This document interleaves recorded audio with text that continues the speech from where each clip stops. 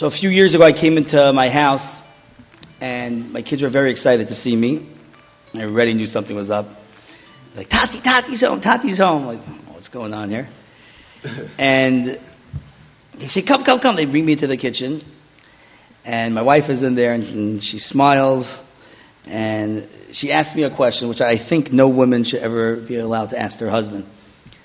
She says, do you notice anything different? So not a fair question. So I start. I'm like, new shaitel? No. Shoes? No. New fridge? I literally start going through every appliance in my kitchen, and my kids are cracking up. And my daughter says, Tati, can we give you a hint? I said, yes, please, that would be great. She says, it's on the counter. And there I look, on the counter is this mug, this beautiful mug that my wife made for me. It was my birthday that day, I didn't know. And a true story. And there on this mug had a bunch of different pictures of me and my kids, like over the years. She made one of these mugs. And I say, wow, thank you. I'm sitting there looking at the mug, and my kids are dying of laughter. They're literally all on the floor, like they can't breathe. I said, what? And my wife says, Yisroel, I got you the mug last year for your birthday. This year I got you the coffee maker that the mug was on.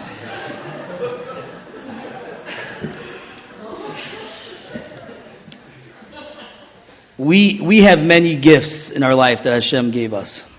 Full bracha, Dr. Rabbi was with us in the valley for Shabbos. Every speech was a blowaway. He spoke a lot about this, the gifts that we have and being grateful. I think the number one gift that we can all agree that Hashem gave us is our children. Hands down. And we will all do anything for our children. People fly across the world to get the best doctors. They want the best yeshivas. We do anything for our children.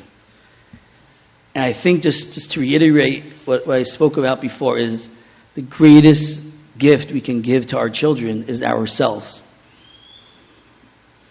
Our time, our care. There's a cartoon where Winnie asks Pooh, says, how do you spell love? And Pooh says, you don't spell it, you feel it. It's not about telling them that we love them. I think deep down they know it. It's about constantly showing them, you are the most important person in my life. I will do anything for you, and they feel that. Always have your child's back over any teacher. Doesn't mean you can't understand the teacher. Your child has to know that you're their best friend, that you have them in their corner. You're their parent, you're going to tell them what to do, but you are always there for them.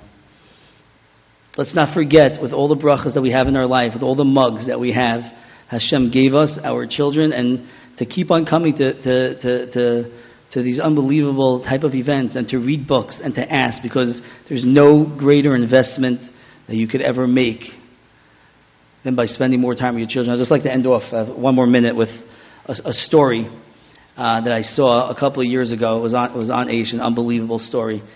There's a baseball player for the Chicago White Sox. His name was Adam Lacrosse. And he was in the last year of his contract. He was going to get paid $13 million that year to finish up that year. And he had a son, a 12-year-old son named Drake. And Drake would always come to him before the games. He would play ball, and he would like schmooze with the players. And that year, the GM of the White Sox says, "No more kids to the clubhouse." And Adam walks in and he says, "I love bringing my son to the games. It's a big part of my excitement, and I really need that time with him." He said, "I'm sorry, he was making the work environment too lightheaded. We can't. No more children. No one could bring kids." The next day, Adam LaRouche, not Adam Lacrosse, you can look it up. Adam LaRouche, on your kosher phone, Adam LaRouche retired the next day from baseball. And he gave up $13 million on his contract. And I told this over to my class, and he said, "He's so stupid. Why would he do that? You know what he could do with that money? He wants to spend time with his son. They could go on the greatest vacations." And if you look at people talking about it, they all said the same thing. And someone interviewed Adam, and he asked him, "Why did you give him $13 million? So you would have seen him before the game, after the game?" So we can't come in the clubhouse. And Adam said, I know I'm going to have a lot of regrets in my life. I'll be full of regrets. But I promise you, there's one regret I will never have. That I spend too much time with my kids. I will never say those words. Hashem gave us these special gifts. Let's take care of them. Hashem, we should all be zochas siyata d'shmaya to raise them on the right there.